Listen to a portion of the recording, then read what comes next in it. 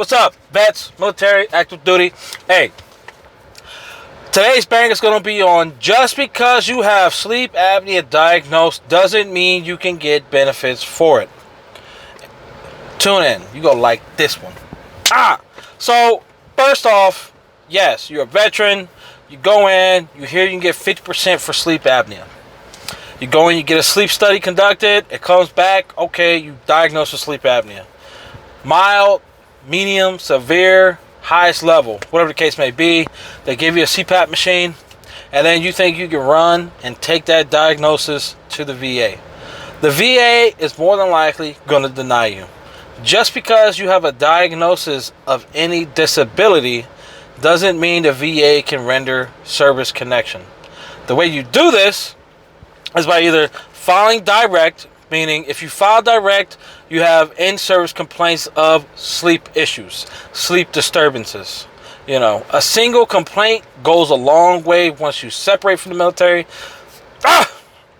But if you just, you have no complaints, you're trying to file a direct claim, like majority of vets, 95% of vets are filing direct claims for sleep apnea, either because the buddy told them, they may not completely understand the process themselves. They got diagnosed, they put in the claim. If they was working with a VSO, they probably secondaried it to something. They probably secondaried it to sinusitis, rhinitis, asthma, any other lung respiratory issues. And if they did file direct, they may have had a in-service complaint. But if they didn't, 9 times out of 10, that vet's going to get denied. I have a buddy. He's like, in his 50s. He's at 90%. He's pushing for that 100 for a long time. And then he went in, he got diagnosed with sleep apnea because, he, like most vets, he heard, hey, that's 50% right there. That should put me at 100%, right? From 90 to 100.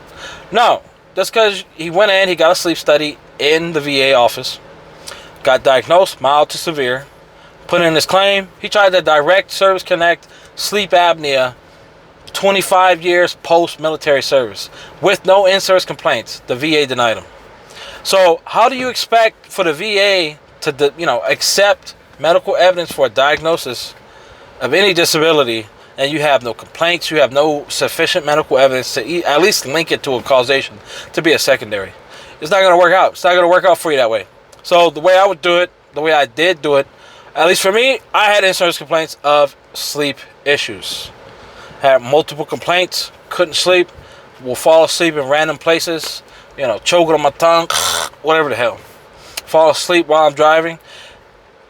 And that was good complaint history. However, when I got out, I when I was going through the process for federal law enforcement, drug enforcement agency, I was taking my polygraph test and I fell asleep at like 9:30 in the morning, 9:30, 10.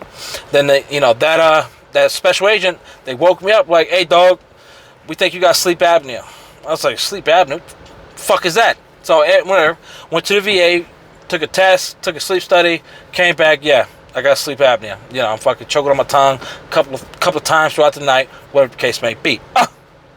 Then I put in my claim, thinking that the VA is gonna fucking go through 4,000 pages of fucking medical evidence, but they didn't. They denied my claim. It's like, oh, you lack in-service complaints. I'm like, bullshit. So I took my time. I resubmitted, did a supplemental. I supplied everything, the exact same thing. Everything was submitted. The only thing I fucking identified was, key issues, key times in my military career in which I did, indeed, make complaints of sleep disturbances, sleep issues. I had 2 buddy statements. One from my deployment as well as one when I was stationed in Europe. Stuttgart, Germany. It'll be early in the morning. I'm falling asleep at the desk. I'll be driving, falling asleep while I'm driving. And, a lot of vets try to push 50% for sleep apnea, but there's 10, there's 30%. And if you're severe enough and your medical evidence supports, you can get 100%. I know one vet who has 100% for sleep apnea.